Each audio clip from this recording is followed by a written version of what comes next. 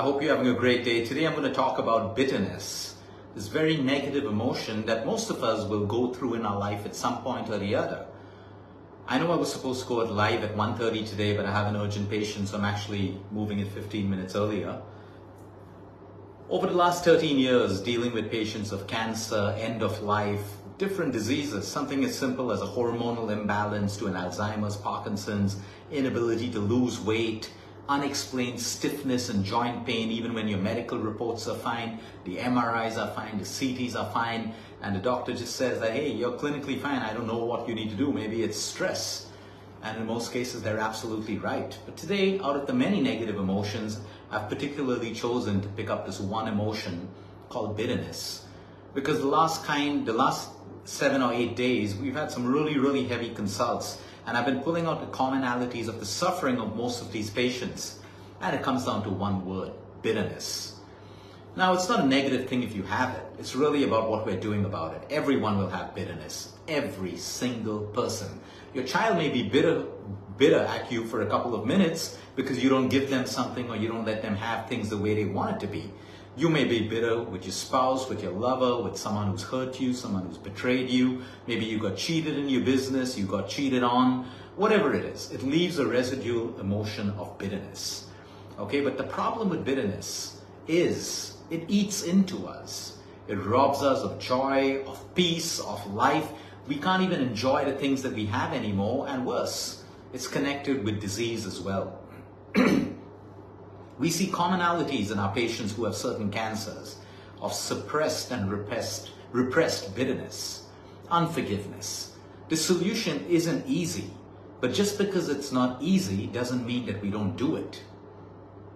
And that's one thing that we need to change our mindsets. Today, oh, that's too difficult, let me give up. So what if it's difficult? So what if it's difficult? Things of difficulty come with value. If everything was easy, there wouldn't be value. A diamond, why is a diamond so precious? Because of the difficulty that it goes through, the difficulty of getting it, how rare it is. If everything was easy and everyone had everything, the value of everything would fall. It's as simple as that. If everyone had a home by the beach or by the seaside, there wouldn't be value in living by the beach or the seaside. So what we need to understand is, yeah, everyone's going to immediately say, but it's so difficult. So what if it's difficult? So what if it's difficult? What are you doing about it? Or are you letting it rob you of this one life that you have? And then when it causes a disease in your body, you get more bitter. And you start blaming the bitterness for causing the disease and the person who caused the bitterness. But we need to understand, from the time we're born till the time we die, okay, we're not entitled to anything. We reap what we sow. And sometimes we even plant the right seeds, but life still gives us tribulations, difficulties, adversity, and everything else. The point is, you can sit and complain, or you can decide to overcome it. Anger. A lot of people say, well, Luke, I don't smoke, I don't do this, I don't do that. But they're such angry people. You know, anger can kill you as fast as smoking. You know, anger can age you very fast. People are like, I don't eat refined oils, I eat pumpkin seeds, I only eat this, I only. But they're angry people all the time, irritable, perfectionists, getting angry, getting irritated. Guess what? Your pumpkin seeds are not going to be the seed that helps you with longevity. It's being calm, it's being learning to deal with your anger. Anger isn't a bad feeling, we'll all get it. It's how we channel it. It's what we do with it. But we're constantly angry, we're aging rapidly.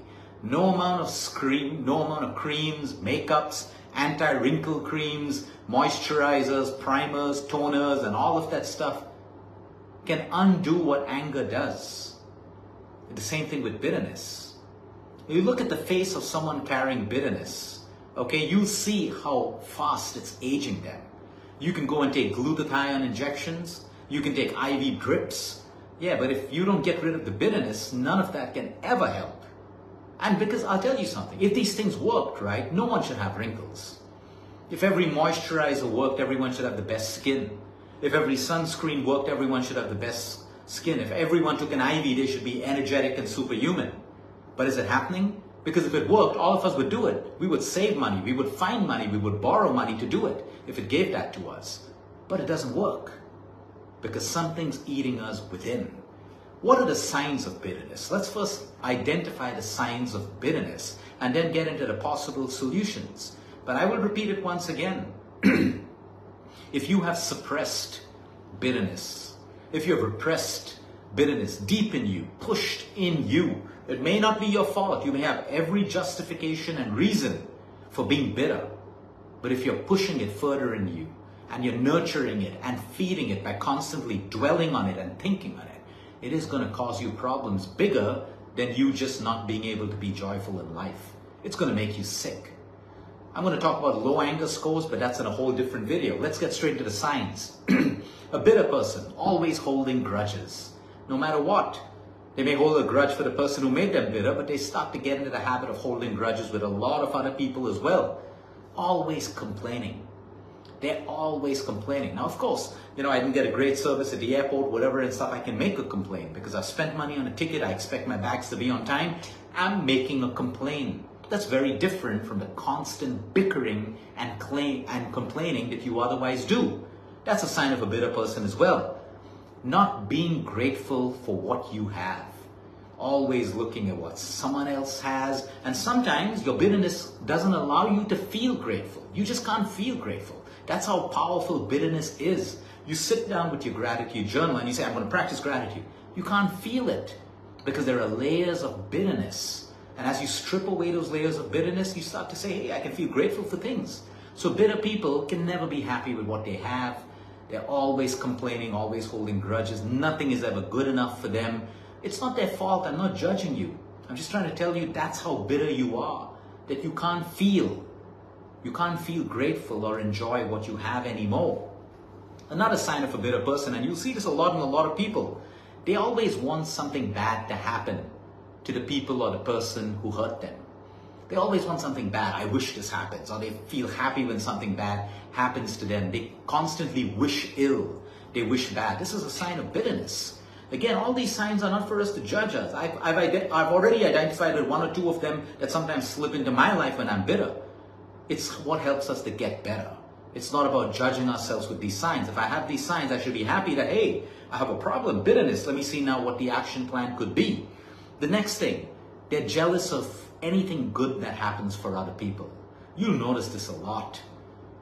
People get jealous of anything good that happens to other people. Okay, and this may not be the people that hurt them. It could be anyone. They're like, someone makes $1 million. Oh yeah, you got a lot of black money. She did this, she did that, something illegal. They're just never happy.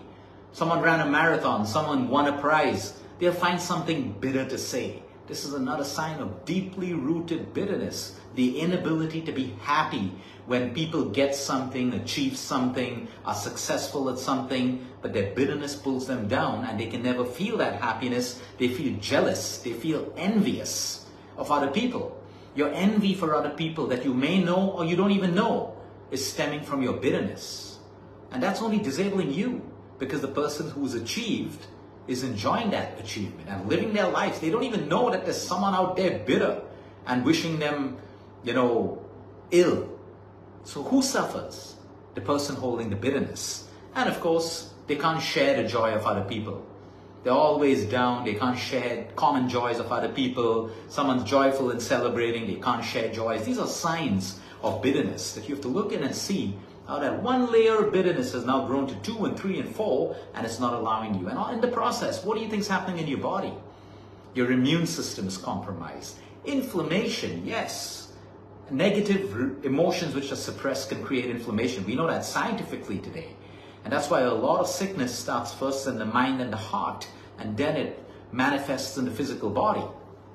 So let's get straight into solution mode if we're bitter. Okay, number one, like I said, you may have every right to be bitter because someone hurt you. Agreed. I'm not taking away from that pain. You got hurt, that person was wrong, you're right. Now, what are you going to do about it? That person has done it and moved on.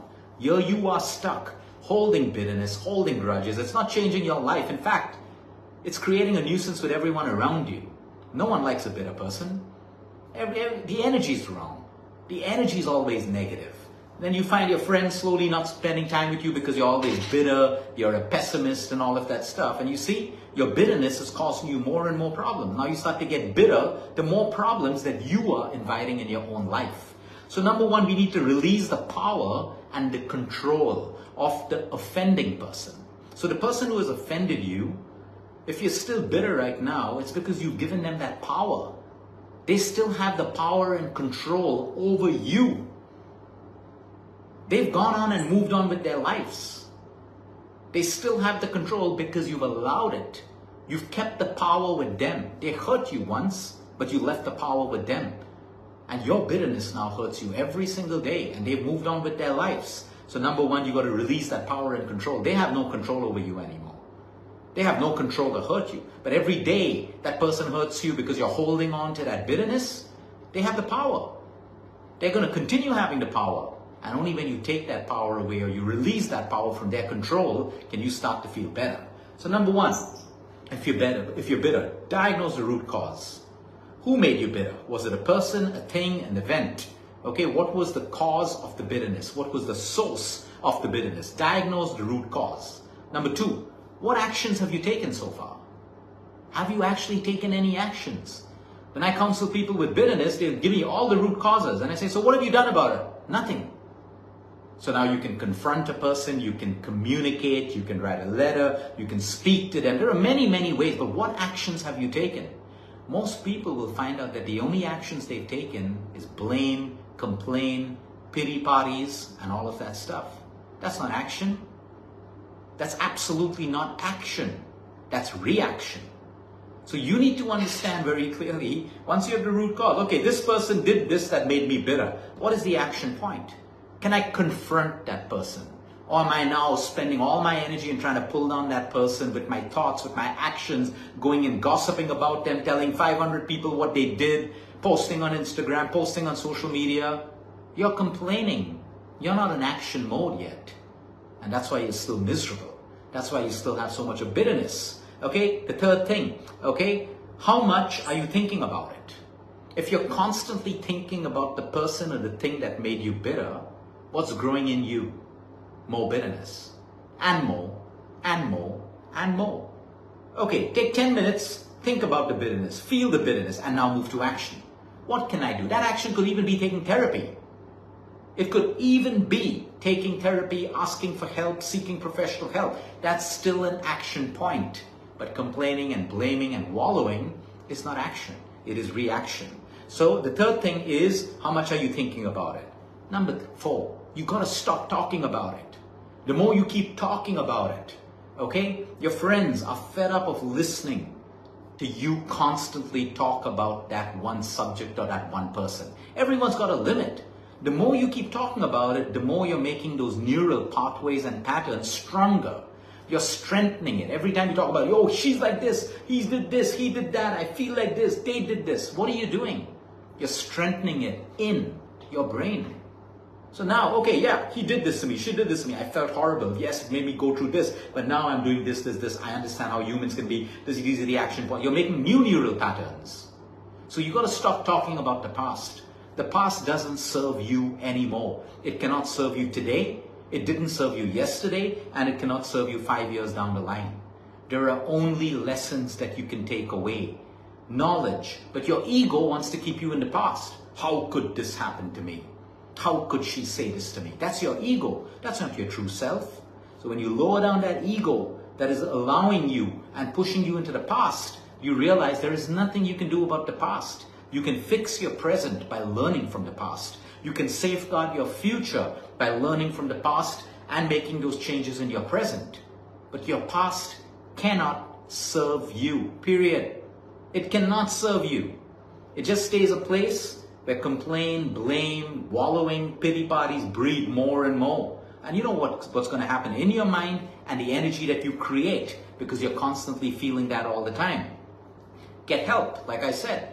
Professional help if you want. There's nothing wrong with therapy. If you need it, take it. Another beautiful way is spending quality time with people who really matter. When you have bitterness, who are you spending time with? Are you spending time with alcohol, drugs, joints, or are you spending time with people who you really meaningfully connect with? Friends, family, a sibling, a partner, a lover. Connect with them. That social connection is so important for you to release bitterness, because in your talks with them, you suddenly realize that a lot of humans carry bitterness. You think your suffering is always the worst. The next person has more suffering than you. And the next person has more suffering than that. So don't make it all about you. I'm sorry you went through this. Everyone's sorry you went through this, but it's not about you all the time. It's about you recognizing that everyone around is also suffering. Now, how can you draw strength from the knowing that other people are suffering and move to action? Get it together and take those action points. It's so important for you to connect with meaningful people, meaningful relationships. Go out, meet new people. Meet new people. Involve yourself in new experiences, new travel, new all of that, because it just opens up your mind and heart, and it makes your little problem, which is right now magnified in your brain, so small. When you walk out into the world and you learn from different people, you meet people, you travel to different places, you just realize we're grains of sand. Like it said, there's so much of largeness around us, but we made our little problem so large that it literally blinds out the beauty of the world around us and the beauty in other people. It is extremely important to understand the essence of bitterness, why it is dangerous for us, from disease to mental to emotional to robbing you of the joys of life. And let me remind you about life. You have just one life. No matter what anyone says, what anyone does, at the end of the day, the responsibility is, what am I going to do with this one life? Do I choose to live it in a pessimistic way? Do I choose to allow bitterness to spoil the rest of my life? Maybe it spoiled one day of your life, 1 week. For some, maybe it spoiled 1 year. For some, maybe it spoiled 10 years in a marriage or something else. Yeah, but what about the other years? What about the other years? Are you going to allow those 5 years to spoil the balance 50 years? 10 years to spoil 80 years? 1 day to spoil an entire lifetime? The choice is up to you. Have a great day, everyone. Until next time, eat smart, move more, sleep right, breathe deep. And remember, you care is all about you.